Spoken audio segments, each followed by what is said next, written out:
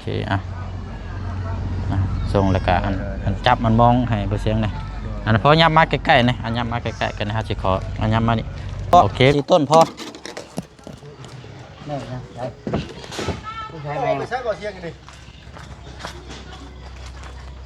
สะทึมมันสะบ่ลมไหมมันบ่ลมบ่ได้ยินด้วยตัวนี้1.80 2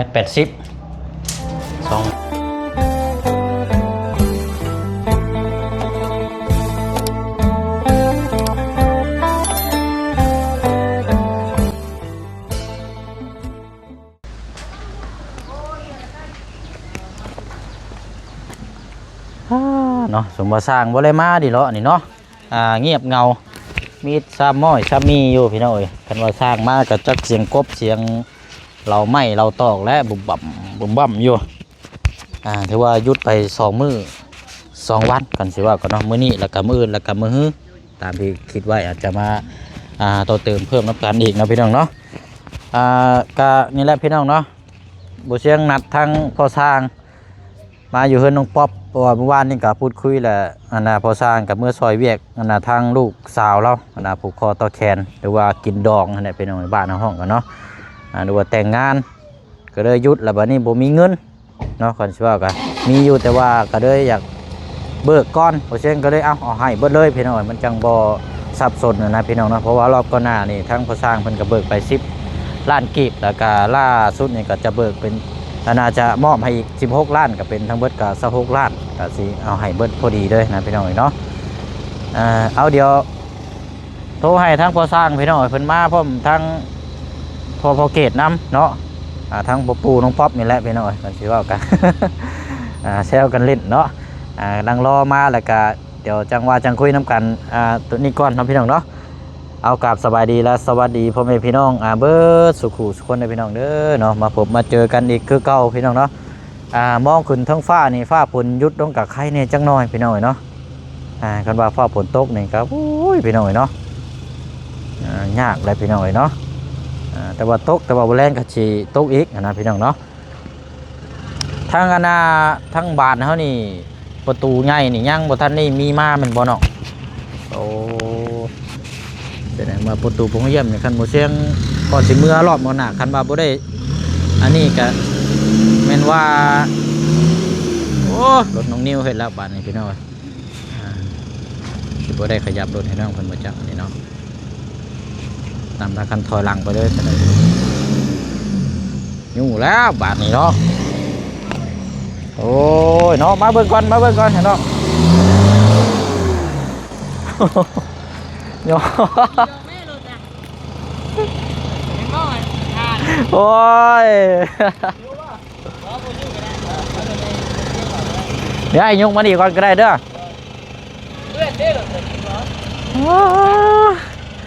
ตั้งไงกี่ดีบอดนี่โอ้มึงแน่บดเลยรถข่อยล้างแต่งหน้ากำลังรอเด้อมึงเด้อ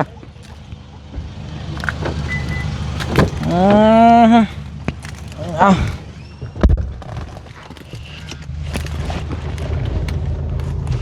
ติดพี่น้องเลย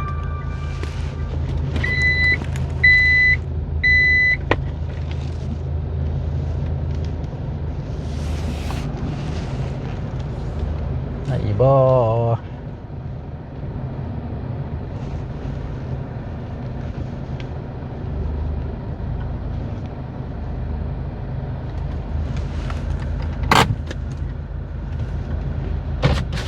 อ้บ่ได้บ่ได้อยู่บ่โอเค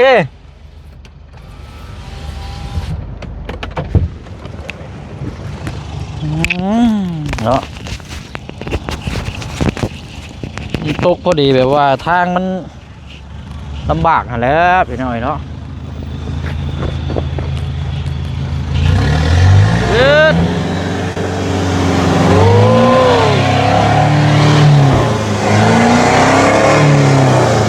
ถอยหลังนิดนึงถอยหลัง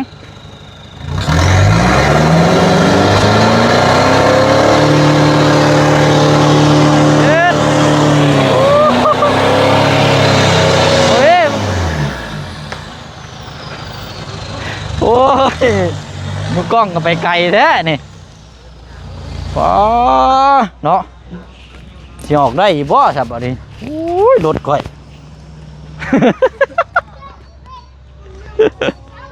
เต็มบ่เลยดิเนาะ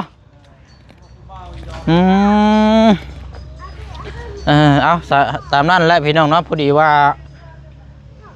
เดี๋ยวเรามีเรื่องคุยน้ำกันเนาะระหว่างรอทั้งพอสร้างมาน้องป๊อปโอ้ขนาดไม่อันนี้ก็ยังติดโพดกี่ตม จะเล่นนี่กี่ตมว่ากินนี่ FC ปลาลุงมาทางไอ้น้ำเด้อไปพุ่งก่อนก็ได้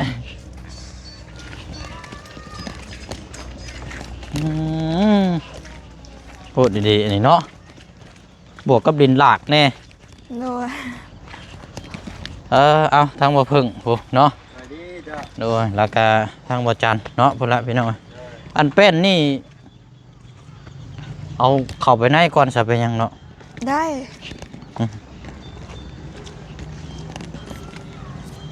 เดี๋ยวจะคอยไว้ก็ได้เนาะ โดย จังไรเนาะสร้างเขาเร็วโอ้มาแล้วโอเคนี่ไรเด้สาเนาะพี่น้องเอาเราอาจารย์น้องป๊อปมาจับมาก่อน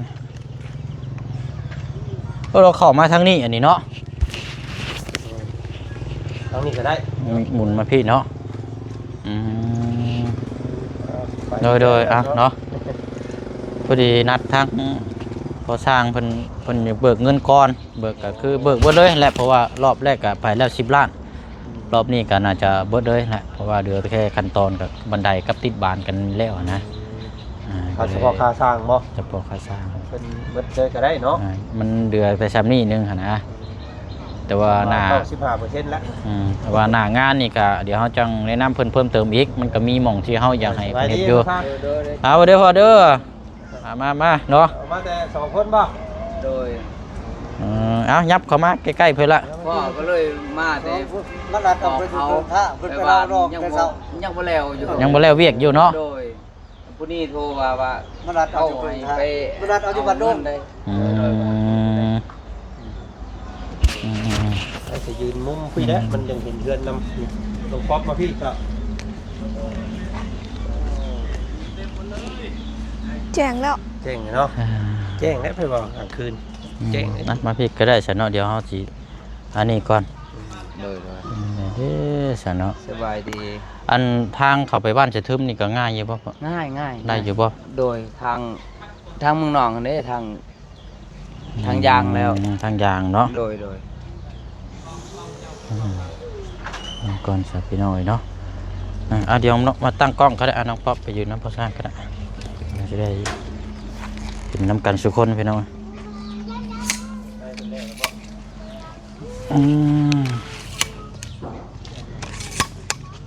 โอเค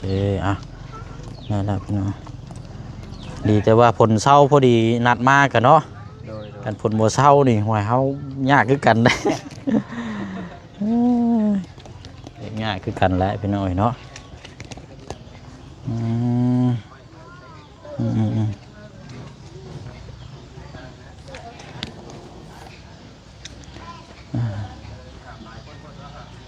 เอาเดี๋ยวก่อนอื่นเนาะก็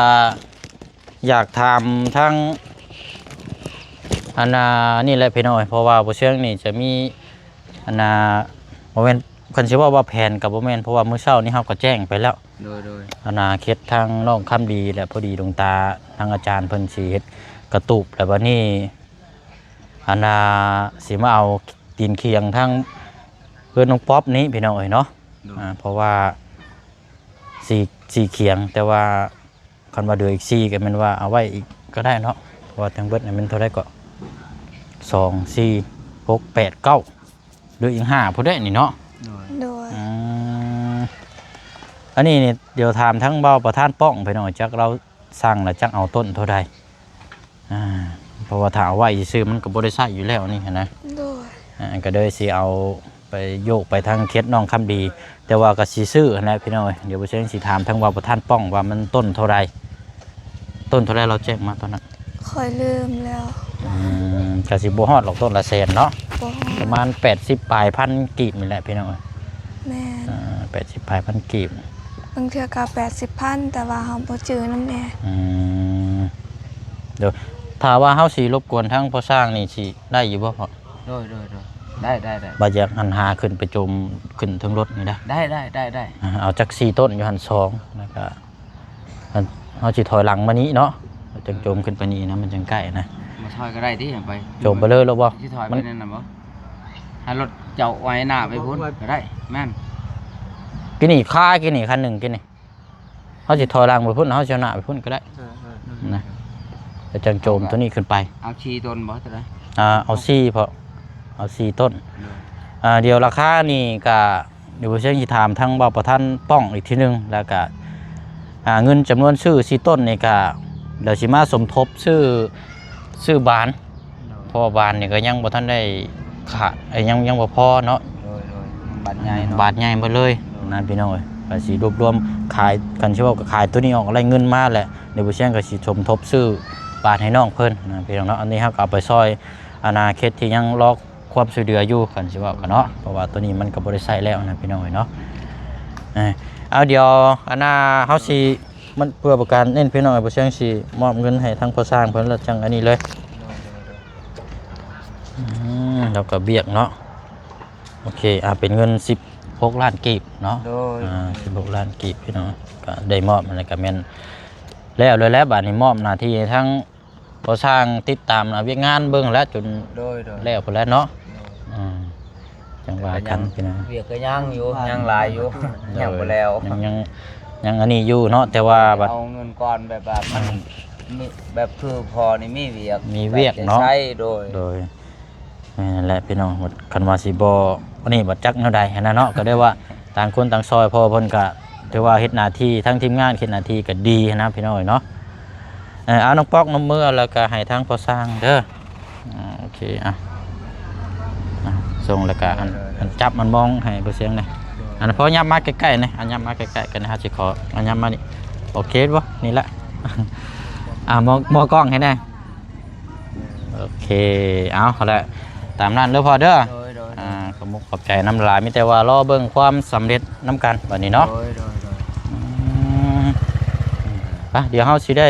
เอาตัวนี้ขึ้นไปแล้วก็จังสิไปมอบให้ทั้งน้องคำดีได้พี่น้องเนาะเพราะว่ามันเอาช่วงภาพผลเศร้านี่แหละเนาะถอยมาบ่หรือว่าจมไปเลย ไว้หนาไปดูก็ได้ แม่นอ้อยนาแล้วก็ลังมาอยู่นี่ ทางมานี้เนาะอ๋อ จะจม โดยโอเคเนาะเอาก็ตามนั้นแหละพี่น้องเรียบร้อยเนาะมันก่อนมายังมามันหนักท้ายพี่น้องรถค่ากิน นักทายมันเบา มันเบาเดี๋ยวเอาปูนขึ้นก่อน ขึ้นไปเชื่อขึ้นมันสิถูกนะ เดี๋ยวตั้งไปก่อนเดี๋ยวจะมาจังขึ้นไปเรียงก็ได้เอาไปต่อพี่น้องเนาะเสาต่อเอาไปกระตุกพอดีได้ใส่เลยพอดีแหละคันว่าเอาไว้มันขาวก็คิดยากอยู่ทีมงานกับเช็คเอาลงใส่นะพี่น้องอันนี้เขาซื้อแล้วเขาจังเอาเงินจำนวนนั้นแหละมาสมทบซื้อเซบานในทั้งน้องเพื่อนเพราะยังขาดอยู่10,000เนาะไหวดีๆนี่พี่น้อง10,000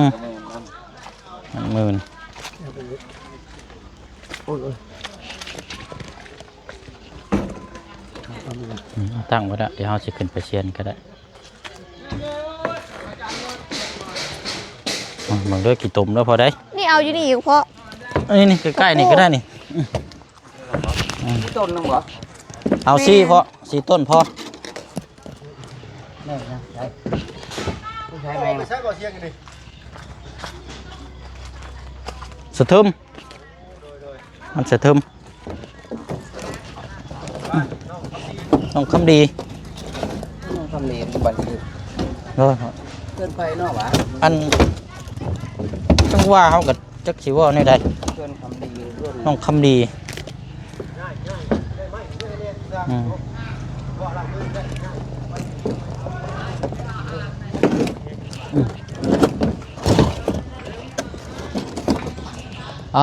พอโจมมาเนาะสุดท้ายแล้วพอพี่น้อยมาพอดีเลยแหละ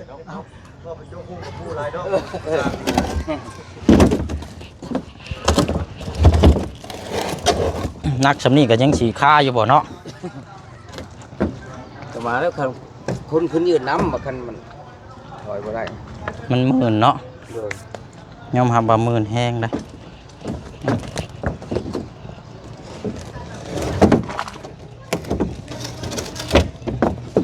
บ่ลมได้มันบ่ลมบ่วะ ได้อยิดอกจะสุขมาในคือละไว้ ลมมันติดหลาย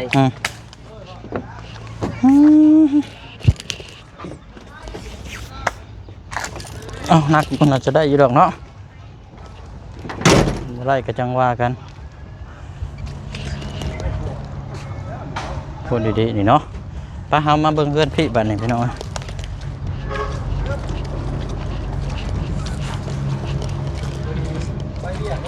เดืออยู่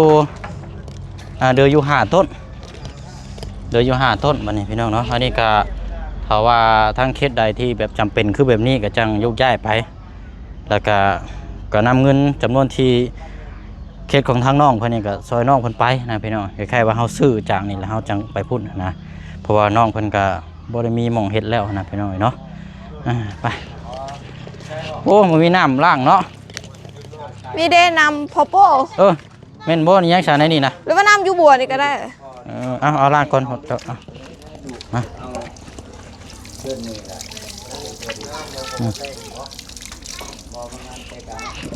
งานแต่งกันแม่แบบว่าแต่งก็แต่งน้อยขึ้นน้อยนะงานน้อยจะบอกจะตาผู้ไม่จะตาโดน กระเป๋ายังซะนอนคุกคโลนะเป๋าทรายบ่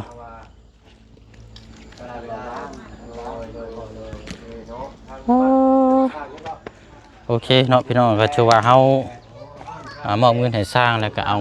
ดินเคียงเนาะขึ้นไปรุ่นทำการข่าวออกมานี่จักสิได้หรือบ่เตรียมอยู่แล้วเจ้าเด้อ โดยเอาไอ้เข็นนักจังซี่แล้วรถไปได้บ่ แม่นเพราะว่าน้ำหนักมันได้เด้ อ๋อโดย น้ำหนักมันได้แต่ว่านี่ก็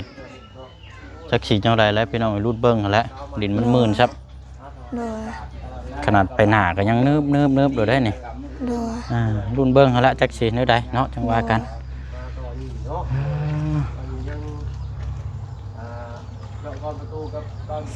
หากระถาสี เจ้าท่าสีฉันบ่ โดย ท่าสีตัวได้เนาะ วัดสิทาเบิดแต่พอดีซีอยู่ในป่องยังหน่วยเดียวหันมันเบิดก็เลยยังอยู่ป่องตัวหนึงหันยังหลายอยู่แต่ว่ายันทาซีประตูบ่พอก็เลยว่าโจะก่อน อ๋อบ่นี่อันว่าเพราะว่าสีเบิดคักแน่เลยฉันบ่ ยัง เพราะว่าจังเธอบานใหญ่มานี่อาจจะได้ท่าอีกนะยังอยู่บ่ ยังอยู่แต่ว่ายังครึ่งกระปุก อืม ก็เลยแบบว่าบ่อยากเอาแล้ว ประตูป้าขึ้นไปเทิงก่อนก็ได้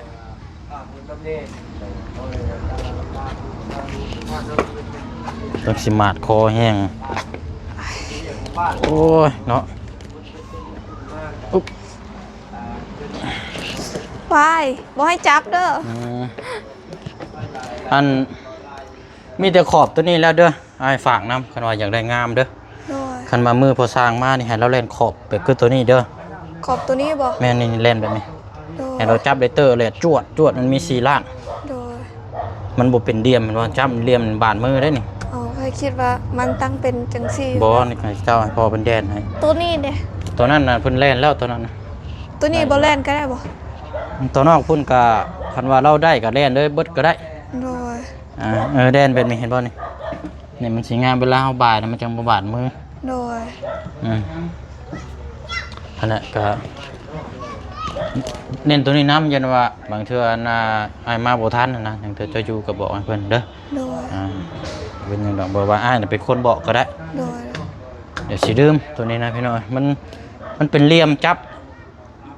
คือคนขึ้นมาส่วนใหญ่เพิ่นสิจับแต่ตัวนี้นะยำจวดมาโดดโอ้เหลี่ยมแห้งโดดได้นี่สมมุติอันนี้เนาะใช้สีอยู่ใช้น่ะคือว่ายัง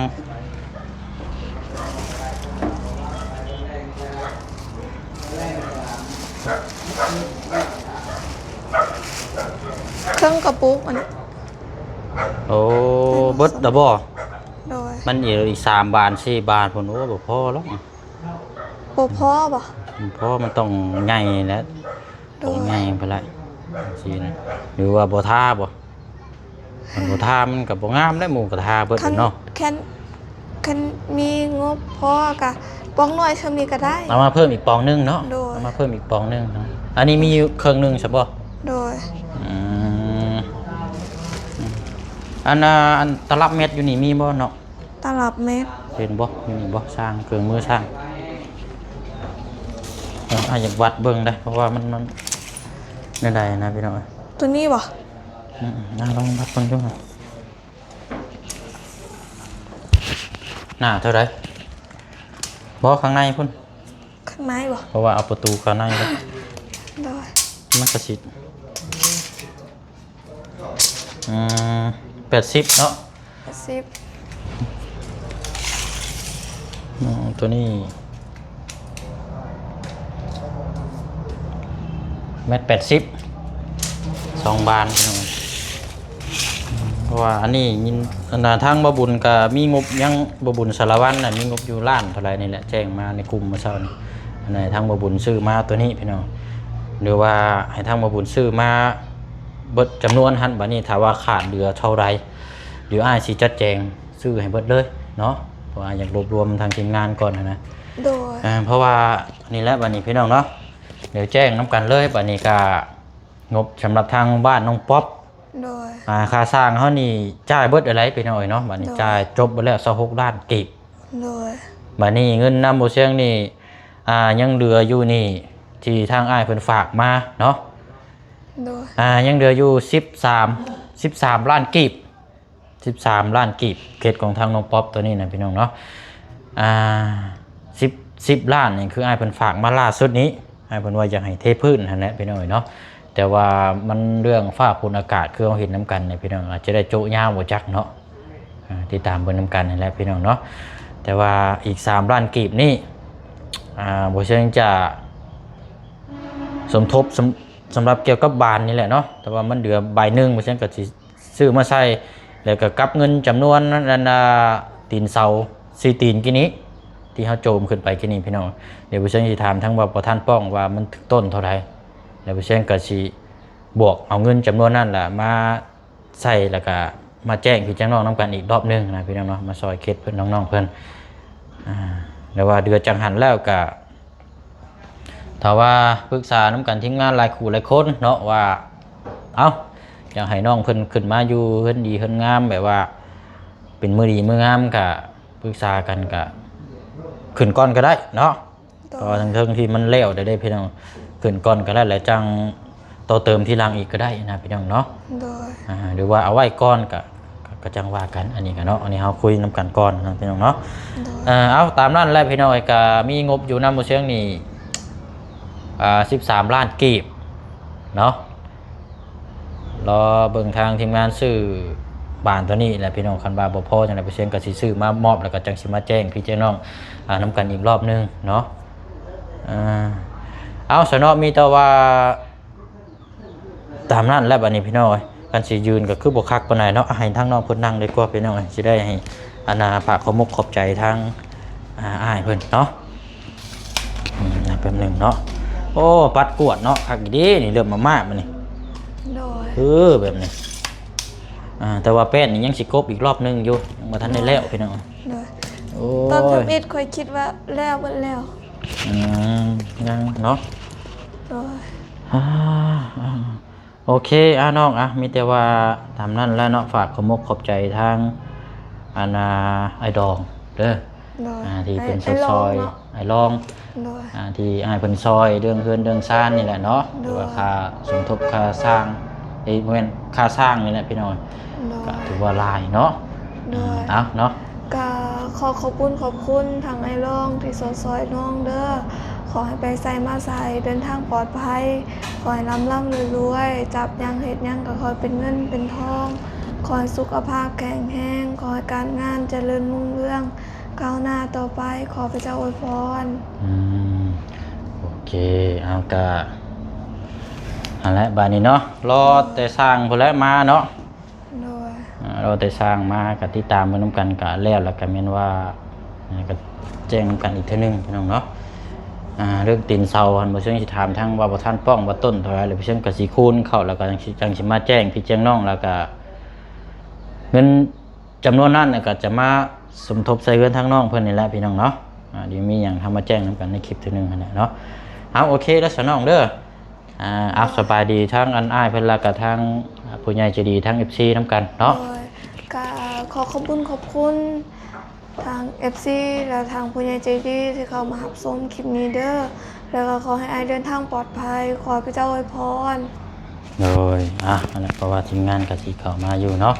มีใจเพิ่มเติมก็ถ้าว่าทีมงานเข้ามาก็เรื่องค่าสร้างค่าหยังก็มอบไปแล้วเด้อบอกทีมงานเพิ่นไปเนาะฮู้นํกันโอเคน้องเด้อไปนั่นแหละไปบัดนี้พี่น้องเนาะก็สิได้หมุนเต้าออกมานี่ก็จี้ทางนี้มุมนี้ก็แม่นลำลาคือเก่าคือเดิมเด้อบัดนี้พี่น้องเนาะฝากพี่ฝากน้องอีกคือเก่าเนาะเบิ่งความสำเร็จความสำคัญนำกันอีกเนาะพี่น้องเนาะเคล็ดของทางน้องป๊อปอีกมือ2มือนี่ก็น่าจะแล้วเนาะพี่น้องเนาะแล้วก็ถ่ายคลิปเนาะบ้านเก่งดวงในเข้าไปบ่ได้เด้อพี่น้องเด้อเนาะฟ้าฝนตกทางพอสร้างก็โทรมาบอกแน่เข้ามาบ่ได้แล้วยังเก็บตกอีกขาดไม่ฝาชลา7แผ่นพี่น้องก็แม่นว่าแล้วเนาะทางนั้นก็แต่ว่าฟ้าฝนนี่มันทางอันเนี้ยพี่น้องเนาะทางเบิ่งพี่น้องเนาะทางนั้นก็เราก็อยากเข้าไปให้ติดตามให้พี่น้องเบิ่งน้ำกันอยู่เนาะเนาะมีแต่ว่าขอมกขอบใจเนาะทางไอ้รองเด้อเนาะอยู่ทางต่างประเทศเนาะพี่น้องเนาะบ่มีหยังได้เนาะทางตัวบ่แซงกับพี่น้องมีแต่ว่าในนามต่างหน้าในนามสะพานบุญเนาะก็มีแต่ว่าขอมกขอบใจขอบคุญขอบคุณทางอ้ายน้ำในลายเนาะที่ได้มอบหมายมอบงาน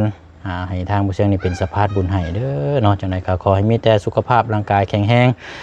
พลไม้เนาะโรคภัยบ่ให้มาเบียดมาทัดให้มีแต่